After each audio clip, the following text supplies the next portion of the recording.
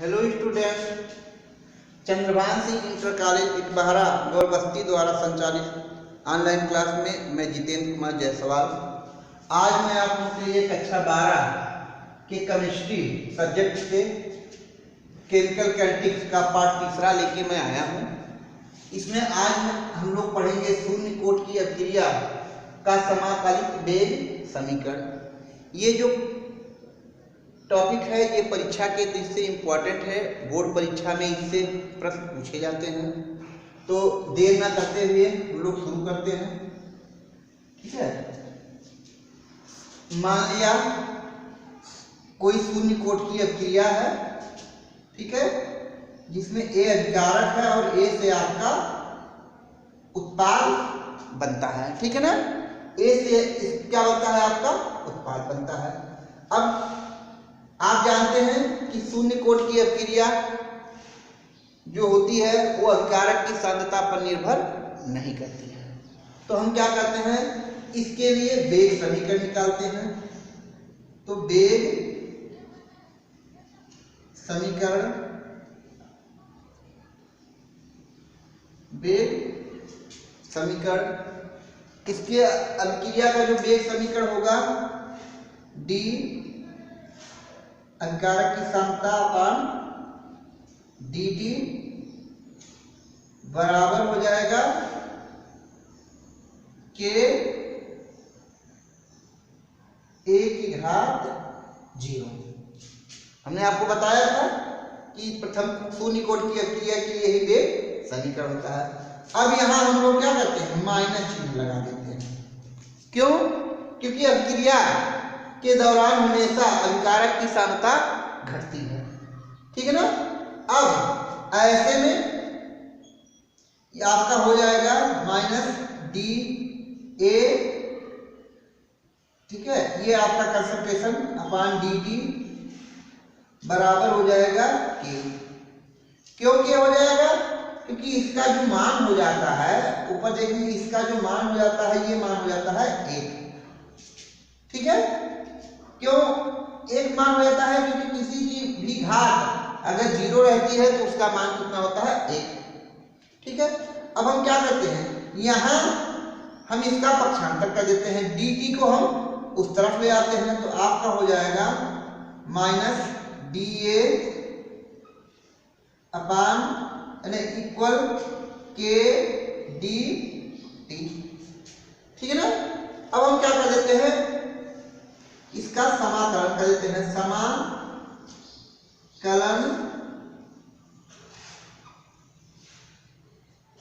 करने पर, ठीक है, क्या कर देंगे, समाकलन कर देंगे। तो समाकलन कर देंगे तो हो जाएगा माइनस समाकलन का चिन्ह D concentration of A equal के डी टी। आप जानते हैं कि कांस्टेंट है। ऐसे में अब हम समाकलन जब करते हैं तो यहां से डी हट जाएगा और यहां से भी डी हट जाएगा, तो हो जाएगा minus concentration of A equal के टी और यहां हो जाएगा प्लस सी। यहां सी क्या है, सी जो है, जहां सी को बोलते हैं समाकलन स्थिरांक, समाकलन स्थिरांक। तो ये जो हो गया आपका, ये हो गया आपका समीकरण नंबर 1।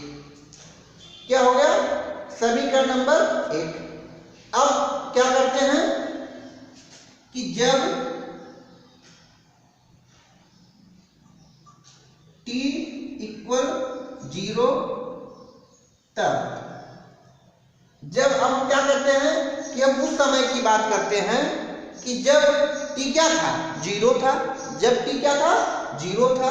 तो ऐसे में concentration A equal concentration of A0।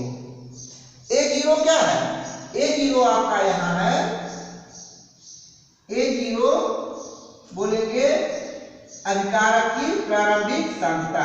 अभी कारक की प्रारंभिक सांद्रता। ठीक है, इसका मतलब ये हुआ कि जब t इक्वल 0 तो कोई भी अभिक्रिया प्रारंभ ही नहीं हुई थी, तो उस समय अभिकारक की सांद्रता कितनी थी? A0। ऐसे में हम कर देते हैं अतः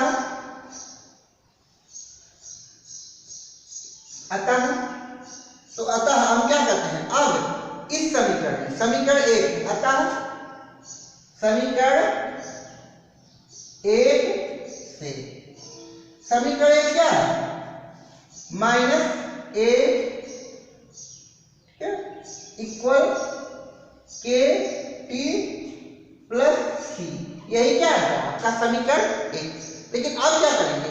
यहाँ a कंसंट्रेशन ऑफ a की जगह पे क्या करेंगे? कंसंट्रेशन ऑफ A0 कर देंगे, और जहां t था उसकी जगह पे क्या कर देंगे? 0 कर देंगे। ऐसे में ये मान क्या हो गया? 0 हो गया, और आपका c बराबर क्या प्राप्त हुआ?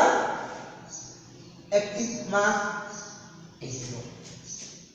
ठीक है, c का मान समीकरण 1 में रखने पर समीकरण 1 क्या है? फिर से एक बार लिख देते हैं, a इक्वल के टी प्लस सी, यही आपका समीकरण 1 है। अब इसकी जगह पे a की जगह पे तो आपका A0 था,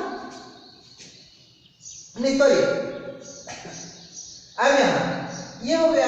अब हमको यहाँ क्या करना है? केवल c का मान रखना है। तो c का मान कितना आया है? c का मान आया है minus active mass of A0, right. ये किसका मान आया है? a का मान आया है। ऐसे में आपका हो गया। अब आप A0 सॉरी a के टी, अब यहां प्लस और माइनस का जो मल्टीप्लाई हो गया -A0 कंसंट्रेशन ऑफ A0। अब इस A0 को हम इधर लेके चले आते हैं, तो जब इधर लेके हम चले आएंगे तो ये आपका हो जाएगा A0 प्लस में हो गया, तो concentration of A0 equal A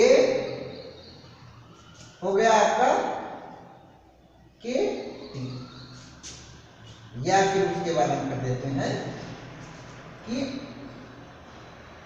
के T equal concentration of A0 minus A। ठीक है, यही जो है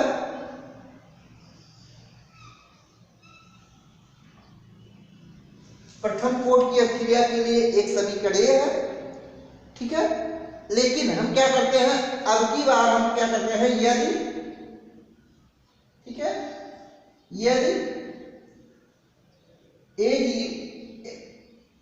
ये देखिए, यदि active mass of A0 equal A कर दिया जाए, एक्टिव ऑफ A0 का मतलब क्या हो जाए? क्या हो जाए? A हो जाए। A क्या? मोल प्रति लीटर। एक्टिव मास आप क्या हो जाएगा? A मोल प्रति लीटर, और A का मान हो जाए A माइनस x, ये भी क्या हो जाए? मोल प्रति लीटर। तब अब अगर ऐसे में ध्यान दीजिएगा, अब सांद्रता में कितना परिवर्तन हुआ है? यक्ष पहले प्रारंभ में सांद्रता क्या था? A मोल था। अब इसमें से कितना हो गया? यक्ष घट गया, तो ये आपका हो गया सांद्रता में परिवर्तन। तो ऐसे में अगर हम बात करते हैं कि के टी इक्वल A0 की जगह पे हम लिख देंगे A माइनस, और A की जगह पे कर देंगे A माइनस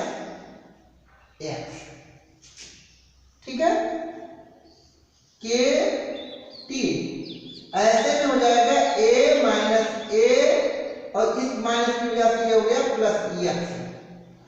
ये आपका हो गया के टी इक्वल एक्स, ठीक है ना। अब जब के टी इक्वल एक्स हो गया तो यहां के इक्वल हो गया एक्स अपॉन टी।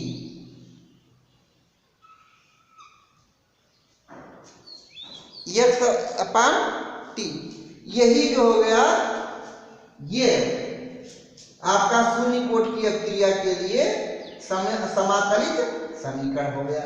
यानी ये आपका हो गया समाकलित समीकरण, ठीक है।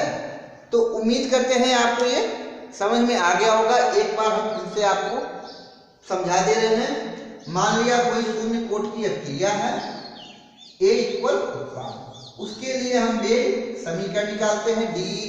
D concentration of A upon D T, यहाँ क्या लगा देते हैं माइनस।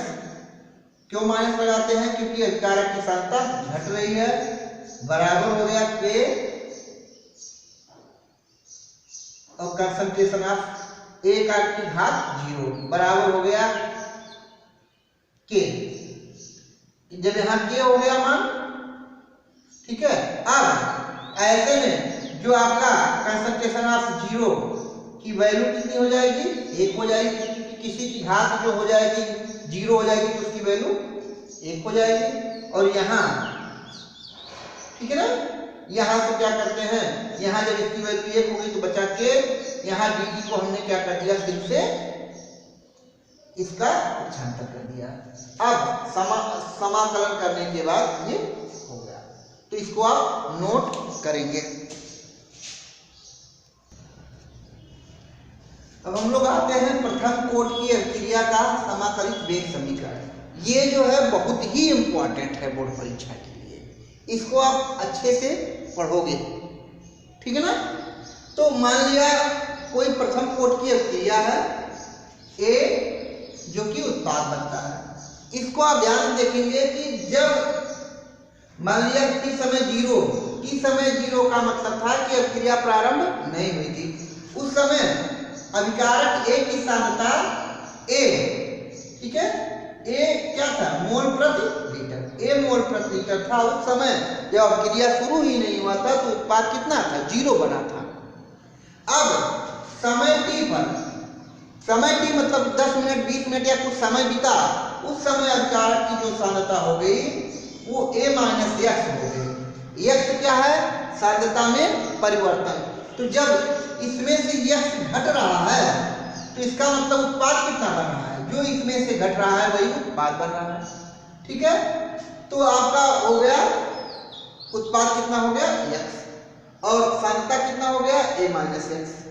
तो द्रव्य अनुपाती क्रिया के नियम अनुसार, द्रव्य अनुपाती क्रिया का जो नियम है, ठीक है, वो अभिक्रिया की जो दर जो होती है वो अभिकारक की सांद्रता के अनुक्रमानुपाती होती है।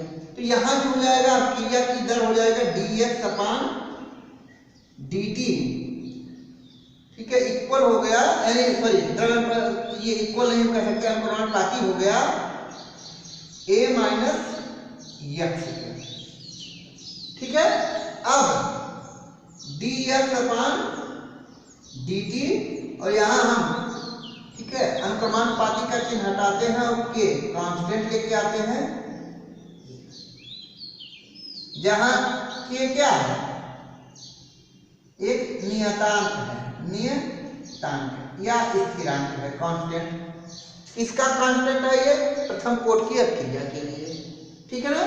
अब ध्यान दीजिएगा यहाँ डी एक्स, ये जो है a माइनस एक्स, हम यहाँ इसके नीचे लेके चले आते हैं a माइनस एक्स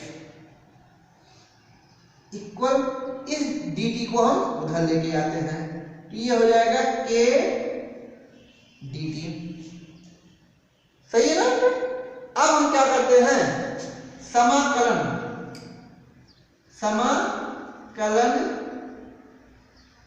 करने पर इसका हम क्या करते हैं, समाकलन करेंगे।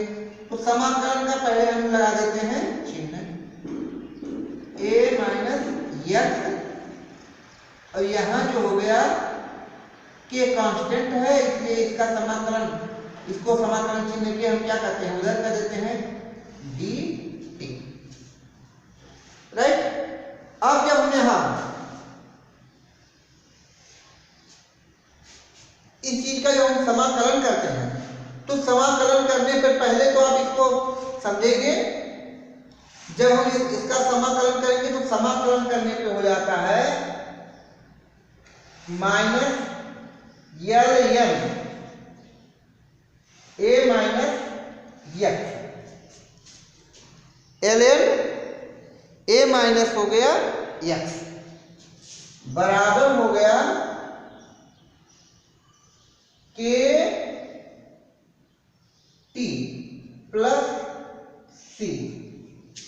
सी क्या है, समाकलन स्थिरांक, याद नहीं आता। अब ये आया कैसे, मैथ के बच्चे तो इसको आसानी से समझ जाएंगे। अब ये नहीं कहते कि बायो के बच्चे नहीं समझ पाएंगे, लेकिन वो समझने का प्रयास करेंगे, ठीक है। इसको पूरे को मान लिया जाता है, जैसे a माइनस एक्स को मान लिया जाता है t। नहीं देखो, इसको हम आपको बाद में समझाएंगे, इस चीज के लिए हम एक वीडियो बनाएंगे आप लोगों के लिए, ठीक है। उस वीडियो में समझाएंगे। यहाँ जो है प्रोसेस बड़ा लंबा हो जाएगा, ठीक है। तो यहाँ ध्यान दीजिएगा, ये क्या है, ये भी एक लाग है जिसको बोलते हैं नेचुरल लाग, ठीक है ना। तो इसको इस प्रक्रिया को हम आगे वीडियो बना के कभी आपको समझा देंगे। यहाँ अभी फिलहाल आप इतना जाने दीजिए। अब इसको हम कर देते हैं समीकरण नंबर 1। क्या करेंगे, समीकरण नंबर 1। अब वही प्रोसेस, जब t इक्वल 0, जब t का मान कितना था, 0 था, ठीक है ना। जब t इक्वल 0, तो उस समय क्या था, x इक्वल भी कितना था, 0 था। तब x का क्या मान था, जब t का मान 0 था तो x का मान क्या था, 0 था, ठीक है। अतः समीकरण 1 से, ठीक है, minus ln a minus x, ठीक है, बराबर के टी प्लस सी, ये समीकरण 1 है। अब इसमें हम क्या करते हैं, इसकी जगह पे हम मान क्या रख देते हैं, 0 रख देते हैं, और टी की मान पर भी हम क्या करते हैं, मान 0 रख देते हैं, ठीक है। तो ऐसे में अब हमारा जो हो जाता है c बराबर हो जाता है माइनस ln a, ठीक है।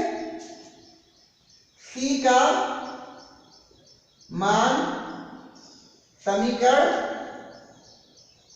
c का मान समीकरण 1 में रखने पर, c का मान क्या करेंगे, समीकरण 1 में रखेंगे।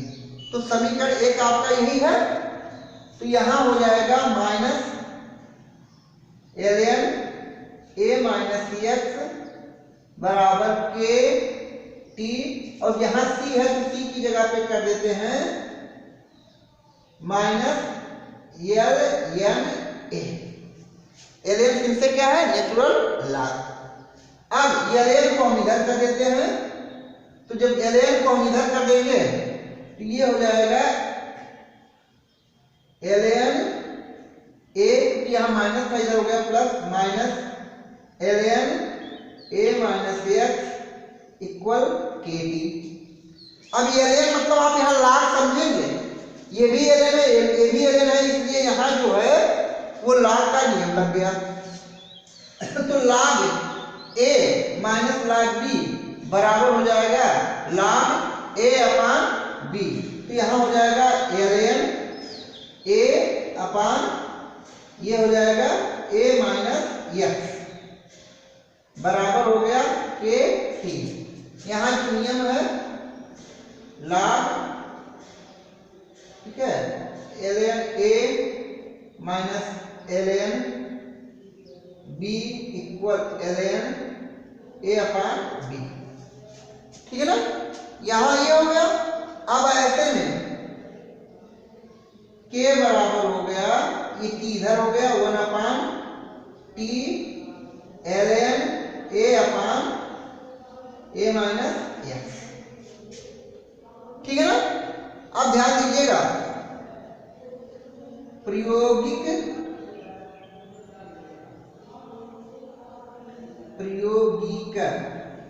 रूप से, प्रायोगिक रूप से जो होता है ln का मान होता है 2.303,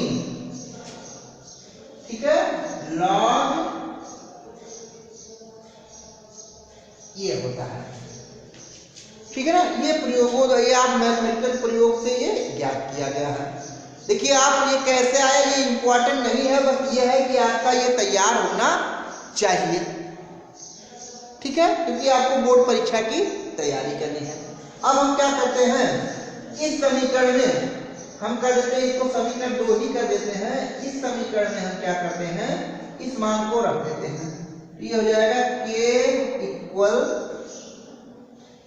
2.303 अपान टी लॉग, चाहे बेस लिखो चाहे ना लिखो, a upon a minus x,